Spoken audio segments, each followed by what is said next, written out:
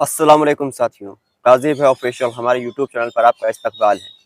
साथियों, महाराष्ट्र विधानसभा चुनाव चल रहा है और एमआईएम पार्टी ने अपने मजबूत से मजबूत उम्मीदवार चुनावी मैदान में उतारे हैं। इस बार तकरीबन 16 सीटों पर एमआईएम पार्टी ने अपने उम्मीदवार उतारे हैं और एमआईएम पार्टी का दावा ये है कि वो इस बार किंग मेकर की भूमिका में आने वाली है।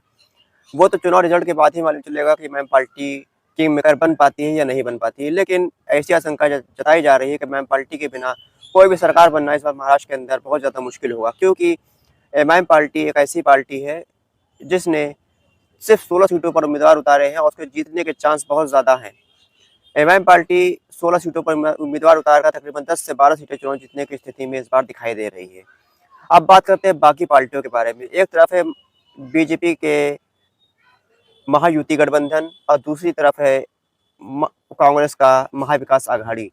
तो महाविकास आघाड़ी और महायुति में किसी भी गठबंधन को इस बार बहुमत मिलता हुआ नहीं दिख रहा है। चुनाव रिजल्ट आने के बाद जिस पार्टी के पास 5 से 10 सीटें होंगी और वो महाविकास आघाड़ी या फिर महायुति को समर्थन देगा, उसी गठबंधन की सरकार बनेगी, ऐसा आशंका जताई जा रही है। अगर एमआईएम पार्टी के पास 7 से 8 विधायक हो गए तो एमआईएम पार्टी के पास ये पावर आ जाएगी कि एमआईएम पार्टी महाविकास आघाड़ी के साथ जाती है या महायुति के साथ जाती है। हालांकि एमआईएम पार्टी कभी भाजपा के साथ नहीं गई है और ना ही वो भाजपा के साथ जा सकती है। तो सीधा सीधा चांस ये है कि एमआईएम पार्टी महाविकास आघाड़ी के साथ जाएगी, लेकिन अपनी शर्तों पर जाएगी। एमआईएम पार्टी का वाहिद एक कॉन्सेप्ट ये है एमआईएम पार्टी का कि मुसलमानों की हिस्सेदारी सियासत में और हुकूमत में, मुसलमानों की हिस्सेदारी, अगर हिस्सेदारी मुसलमानों को दी जाएगी तो महाविकास अघाड़ी के अंदर एमआईएम पार्टी अपना समर्थन देगी। अगर हिस्सेदारी और बराबरी ना दी जाती तो एमआईएम पार्टी के पास और भी रास्ते हैं, वो भी रास्ते पर अमल करने का काम एमआईएम पार्टी कर सकती है। एमआईएम पार्टी को सीटें ऐसी है जो एमआईएम पार्टी जीतने के चांस 90 से 100% तक एमआईएम पार्टी जीतने चांस बताए जा रहे हैं। तो पहली सीट का नाम हम बताते हैं। वो पहली सीट है Malegaon central seat. Malegaon central seat पर एमआईएम पार्टी के विधायक मुफ्ती मोहम्मद इस्माइल कासमी साहब हैं। इस बार उनके जीतने के चांस दोबारा से भी बहुत ज़्यादा हैं। इस बार वो पिछले बार 38,000 वोटों से चुनाव जीते थे। इस बार उनके चांस ये बताए जा रहे हैं कि उनका जीत का मार्जिन 50,000 तक पहुंच सकता है। इस सीट पर एमआईएम पार्टी बहुत ज़्यादा मजबूत है। ये सीट एमआईएम पार्टी चुनाव जीत सकती है।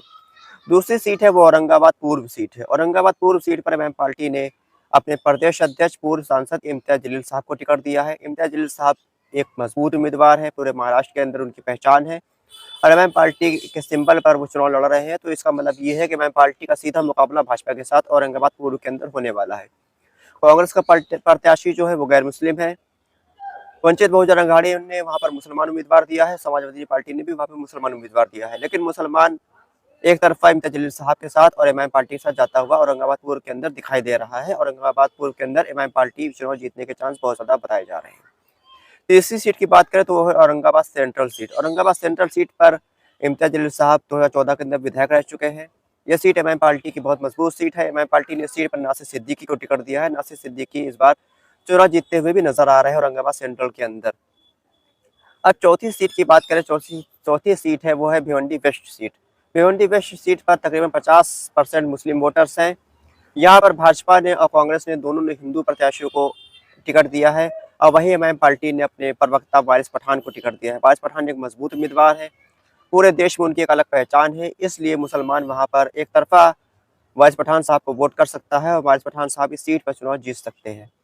अब बात करें पांचवी सीट, तो पांचवी सीट आपकी आती है Solapur central seat. Solapur central seat पर एमआईएम पार्टी ने फारूक शाब्दी को टिकट दिया है। फारूक शाब्दी एक मजबूत उम्मीदवार है। फारूक शाब्दी पिछले बार भी बहुत मजबूती से चुनाव लड़े थे और दूसरे नंबर पर रहे थे। चंद वोटों से वो चुनाव हारे थे। इस बार उनकी जीतने की संभावना बहुत ज्यादा बताई जा रही है। इसके बाद छठी सीट है वो है धुले सिटी सीट। धुले सिटी सीट पर एमआईएम पार्टी के मौजूदा विधायक फारूक शाह हैं। फारूक शाह ने वहाँ बहुत अच्छा काम किया है। हालांकि मुस्लिम वोटर्स वहाँ बहुत ज़्यादा तादाद में नहीं है, सिर्फ 22 से 23% मुस्लिम वोटर्स वहाँ पर हैं। मुसलमान तो एक तरफा उनको वोट करता हुआ नजर आ रहा है।